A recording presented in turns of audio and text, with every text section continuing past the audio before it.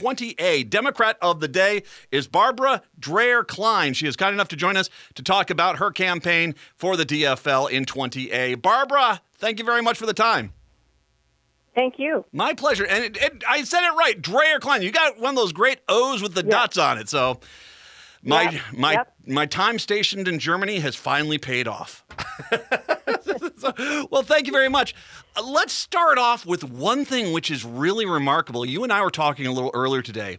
20A could be the weirdest shaped district in the entire state. It is quite literally an inverted L, correct? Yes. Yes. How have you ever measured the miles from, because it goes north of Mankato, goes up to Belle Plaine, and then goes east from there all the way to Elko New Market. Have you ever driven that and said and seen how many miles that district is? No, I haven't. But the other unique thing is it's split down. It's split between CD1 and CD2 as well. So it's metro and rural. That's interesting. They don't usually do that, do they? No, and Leesburg County actually is represented by like 5 districts. Well, they got to get creative somewhere. If you're going to make some artwork, why not? Well, thank you very much for the time. Let's find out who exactly is Barbara Droher Kline. Well, I am a master's level social worker, and I'm currently a financial advisor as well. And I live in Union Hill, which is at the corner of the L of the district. And I'm running for office because, to answer your next question, I'm running for office because I am a financial advisor and I am a social worker, and I see how the rubber is hitting the road for middle-class families. The health policy issues are enormous, and I have been a government employee as well. I was a department head in Hennepin County, and while I worked there, I was very successful in working bipartisan basis and changing health policy to have more community-based services to save property tax dollars. And I also want to say that I don't think being a DFL means spend more. I think it means spend smarter. In every job I've been, I have spent smarter. Well, and I'm very worried about the cuts that are coming down. I'm very worried about the increasing number of people with dementia issues needing long-term care. And so the cost reductions and the cost increases, the rubber is really going to hit the road in 2019 for Minnesota. Let's go back a little bit if we can here. You see some issues here, but there what was it? There must have been a level of intimidation for you to say, all of a sudden, you see the problems with the system, and you're right. You brought up one of the things is Republicans, by the way, don't spend cheaper. For goodness sakes, no. They just take all the taxpayer money and give it to their special interest groups. They don't spend it on the people. And so you can spend this money and spend it effectively, that's for sure, and actually spend less of it if you follow Democratic proposals as opposed to just shoveling it into a handful of corporations' mouths. But that being said, I mean, as you say, there are things that frustrate you. There's some things that frustrate a lot of people. What made you go down to the office and put your name on the paper? It's health policy. It is, and I've worked in a small county. I've worked in a large county, and Minnesota is a state-supervised, county-administered system. And I have seen the cost shifting from federal government to state government to local government. And local government options is property taxes, which is the most regressive taxes. Yeah. And so and I understand this because of the different places that I've worked and my background, and I want to be there to be engaged in avoiding cost shifting and protecting the assets and services for people that are middle class, like me. Well, and what you just described, I think, is such an important element of our system that we have and where we're running into a lot of problems. We saw it a little bit with Tim Pawlenty, where basically he just said, the state's not going to pay for stuff we've already promised we're going to pay for, and then acted like he cut taxes because he said, well, I didn't raise your property taxes. The municipalities that I cheated out of the state funding raised your municipality taxes, and henceforth, I didn't do that. But what you described is actually what the next step, and this is kind of where things have gone, is where the federal government throws it back to the state, and then the state throws it down to the people, and then here you have county and local officials who are responsible they're being basically massive programs are being put at their doorstep and they're at their feet and saying, if you want to do this, you have to do this yourself. And not only do they not have the financing, but they're not getting the guidance, the tutelage. They're just getting a lot of mandates. Mm-hmm. Yes. And in Lesueur County, 60% of the farm ground is rented, and those are people who are, many of them retired on fixed incomes. Mm-hmm. And so when the property taxes go up, their fixed income goes down. Mm-hmm. And so we've got a lot of vulnerable people down here in terms of a variety of different things. But property taxes is a good part of it for people that are farmers. And we can talk a lot. I imagine your district is, although Belle Plaine and Elko New Market, there are some people that do commute up into the metro there, but it is still pretty much a rural district. There's a lot of great farming community down there, a lot of great farming area down there. And I got to imagine when you look at the margins, even if an active farmers, when they've got when they're working land, I mean, if they're $25,000, $26,000, $27,000 a year, these are margins. There's also a larger scale issue here that is, when you're talking about healthcare, you're talking about trade wars. I mean, these people are sitting here and they're working their cabooses off, and there's a real question of whether they're going to get anything in return for what they're working this hard on.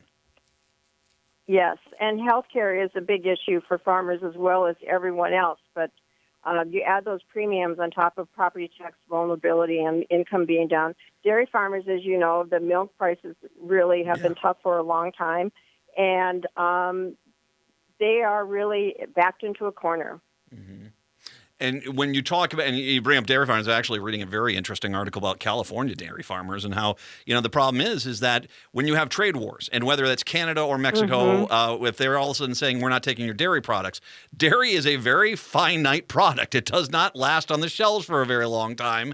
And henceforth, you need to have markets for it.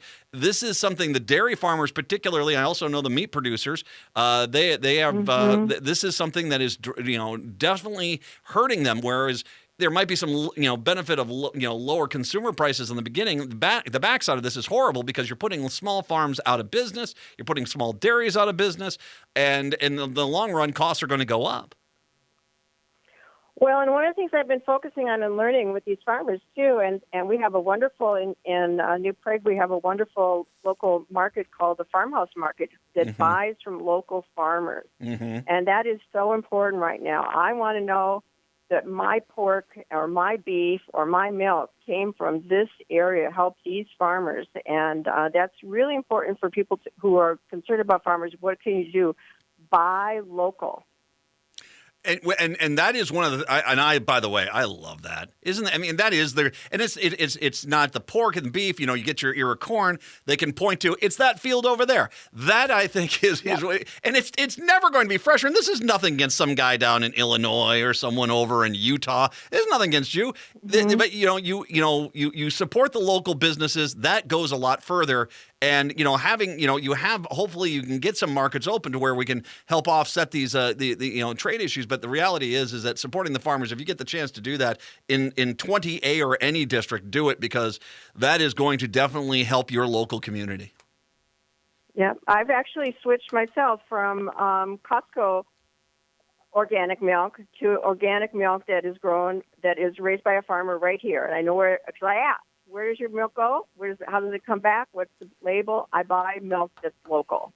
And that is very cool, being able to point, there it is, gets it right over there. There's get rid of it. See that cow? Someday that's going to probably be I'm going to be drinking milk out of that cow. It'll be lovely.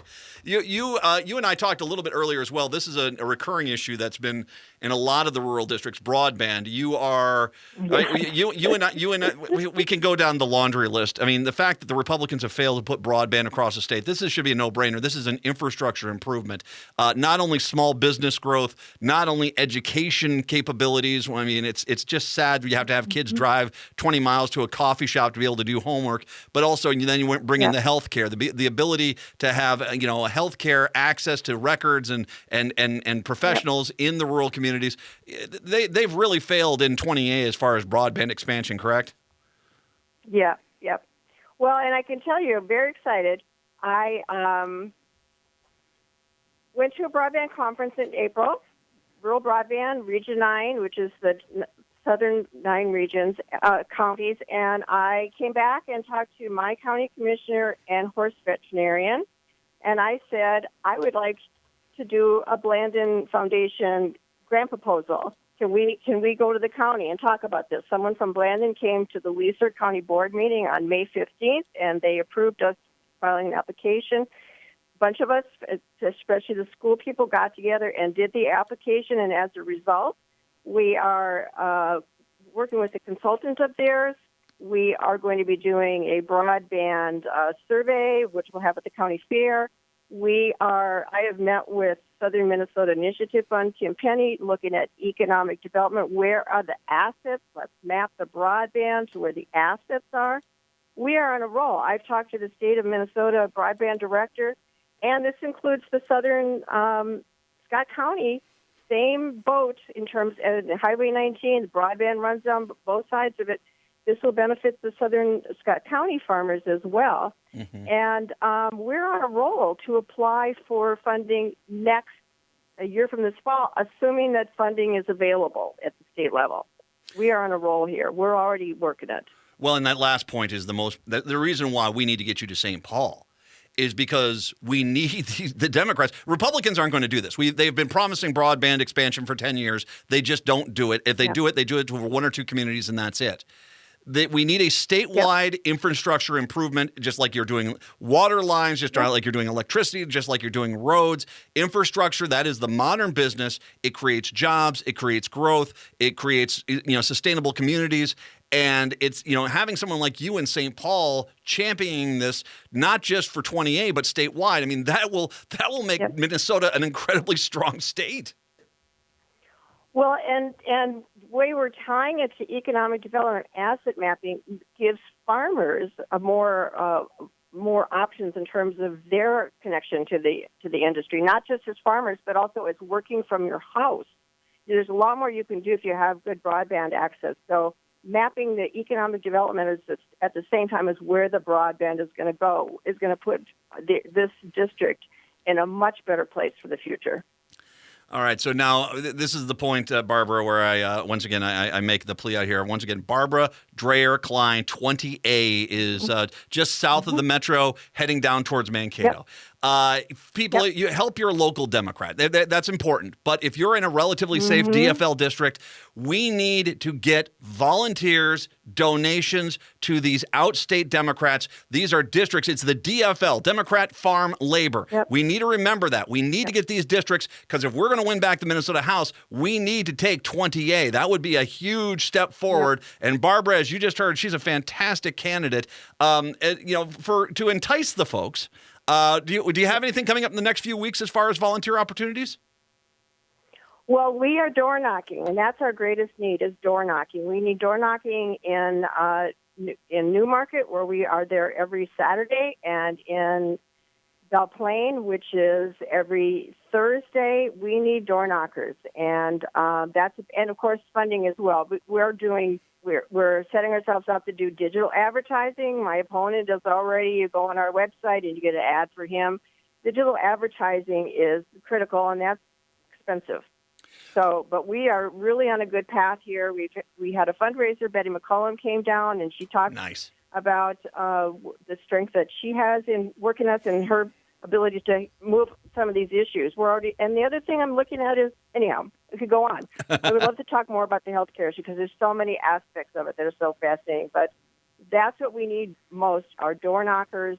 Phone callers, we can work that too, but door knockers are huge. People want to be talked to. I walked up to a door of a guy that had Trump and Second Amendment all over it. And I walked up to the door and I knocked on it, and I said, he said, I'm not voting for you. And I said, okay, can we talk? We had a terrific discussion, and that's what this is about.